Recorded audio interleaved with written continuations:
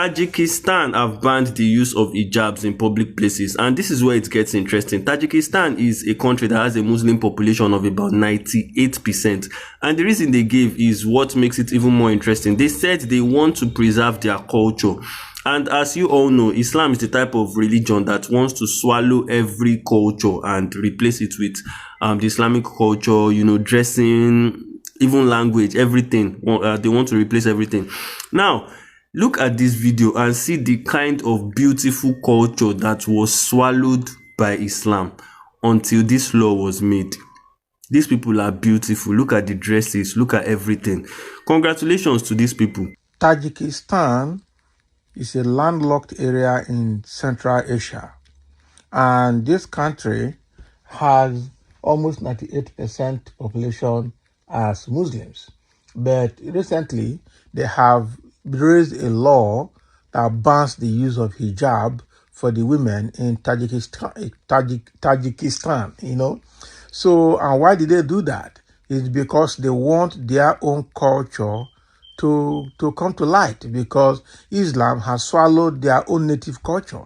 Even Islamic dressing has also swallowed their culture and their way of dressing and the way of life of the people.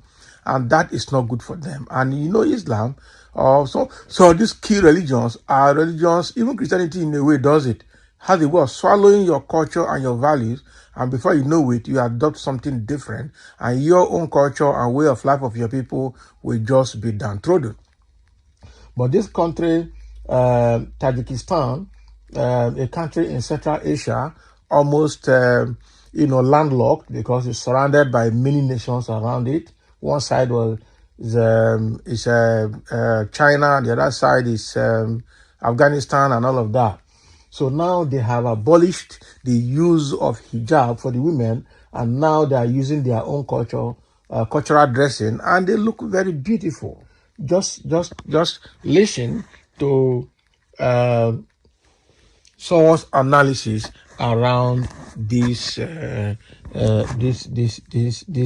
issue in Tajikistan. So you see the video and you see that the culture of the people is very beautiful, but unfortunately, religion had done something strong to them, and they are not ready to do that again. The question to other parts of the world that have allowed religion to swallow their own culture and way of life. Moreover, what is Islam? Islam is from Arab, while even Christianity is from Middle East and Arab as well. If you go to the Bible, everything written about the Bible is with respect to the culture of the Middle East, the culture of the Eastern religion.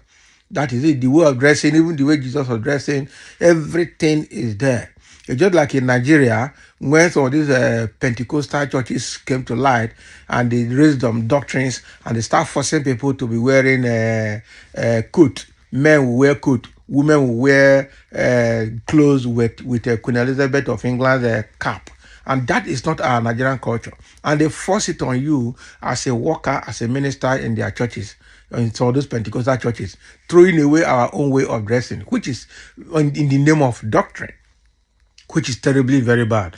I think it is high time we understand that religion cannot be separated from the culture of the people. So if you are bringing Christianity or Islam or any other religion into your own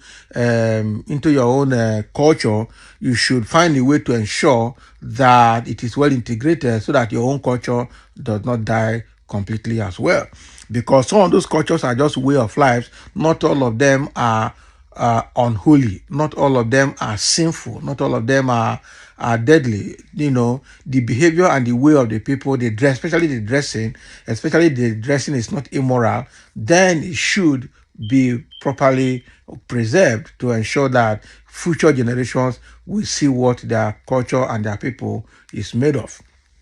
Okay, so that was exactly the audio coming from Tajikistan. The learning or the lesson from this is, how can we manage the thin line between culture and religion? Because that is the bottom line of the matter here. How will we have our religion in such a way that our culture is not killed completely? Because at the end of the day, I tell you, in so many cultures today, in so many countries, if I take Nigeria for instance, in so many of the tribes, religion has taken away culture, and the younger generation now actually do not know exactly what the culture is made of. And it is very, very unfortunate. So that's a very big lesson to learn from Tajikistan. And let's see how we can learn from that and make sure that while we practice religion in our different tribes, we should maintain the fabrics of our culture. So let's hear your comment and your views in this regard below.